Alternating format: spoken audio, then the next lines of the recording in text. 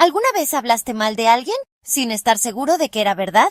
Lo que parece un chisme puede destruir una vida. La calumnia es una mentira disfrazada de verdad. No solo ensucia el nombre de alguien, también ensucia tu corazón. Una palabra mal dicha puede dañar más que un golpe, y lo más triste es que muchas veces no se puede reparar. Puedes pedir perdón, pero el daño ya está hecho. Antes de hablar, pregúntate. ¿Es cierto? ¿Es necesario? ¿Es justo?